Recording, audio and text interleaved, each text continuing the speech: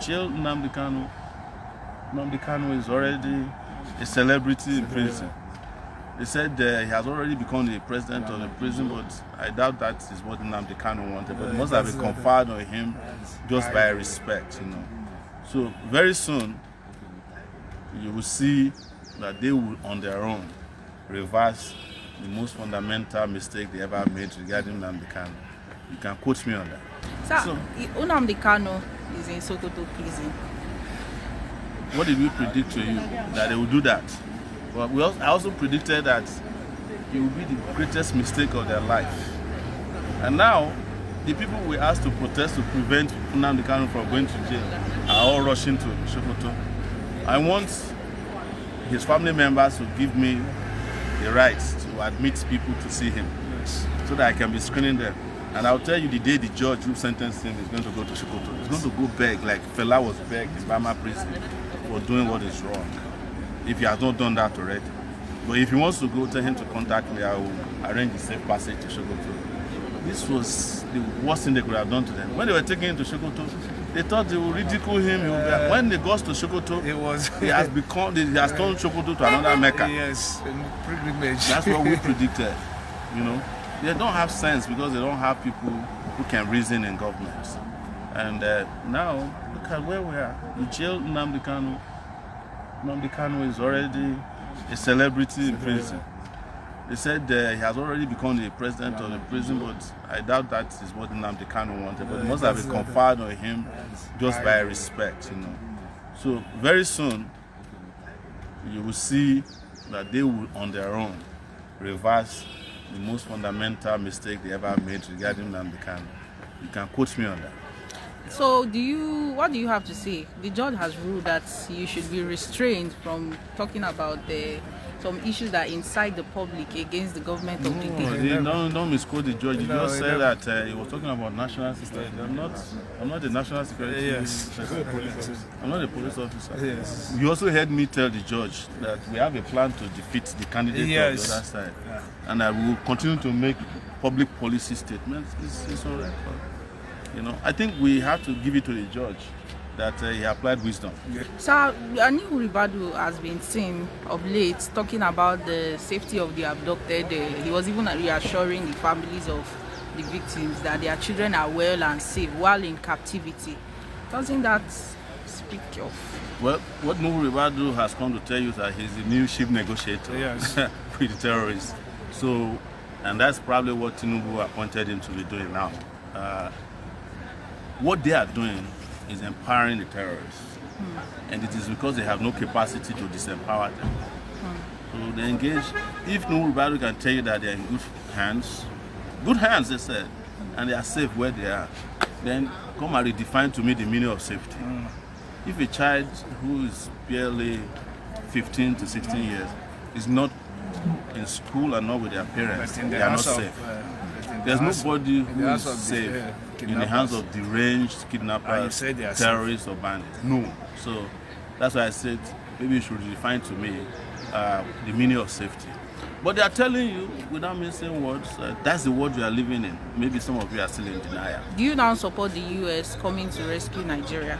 No, the U.S. is not coming to rescue Nigeria. The U.S. is ridiculing Nigerian leaders. So what should we do? Well, kick out the leaders who cannot protect you. Exactly. That's simple. You deserve protection, not from the you didn't elect Donald Trump to protect you. Elected or they selected Tinubu. And the reason I'm saying this so that those of you who are carried away by US promises is that if the US comes there to help you clear Sambisa forest, who is going to clear the forest in Edo State for you? Except you then agree that the US must replace your government.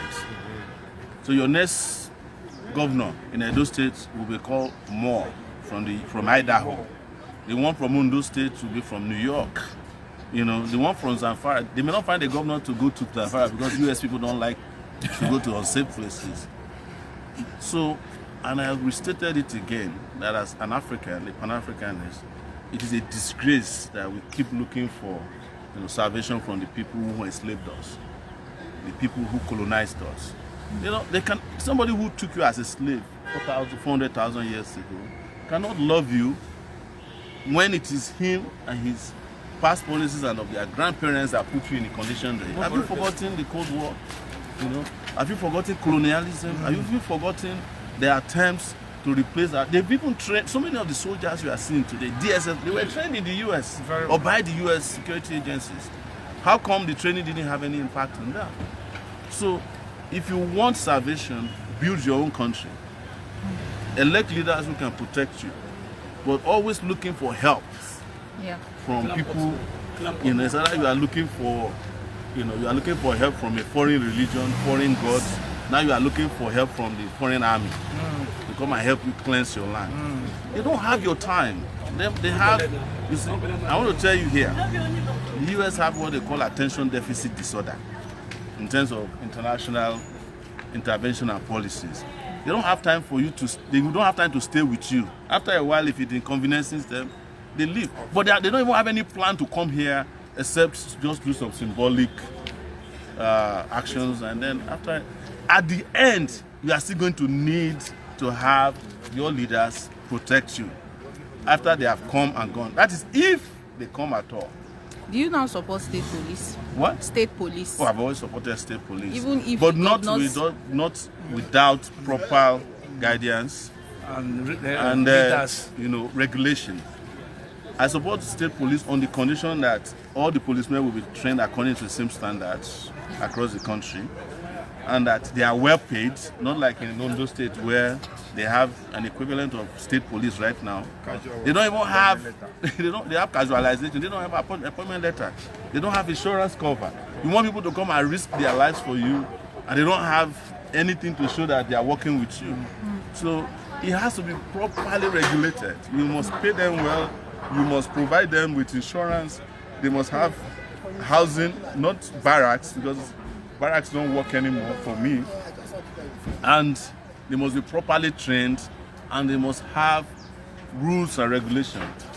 Because we've seen a situation where in Osun State, and I think Ondo State, the leader of the Amotekun in Ondo State is trying to kill some of his staff who are opposed to the way he's running the place. In Osun State, there was some shooting in which they just arbitrarily kill people.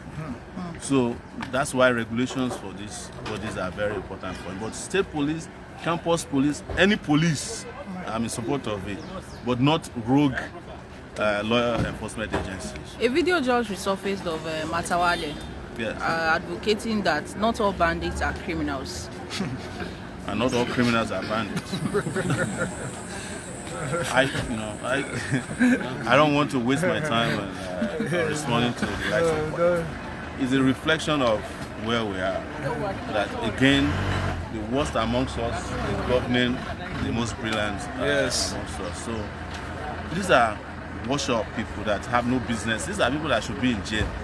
I met one governor, former governor here this morning. What is his name? Bangida Ali. Okay. Justice. He was alone in a BMW. So he saw me, came to greet me.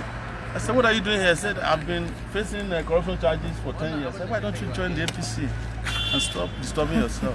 He said, you can't join them. I said, well, it's a matter of time. Yes. Yeah.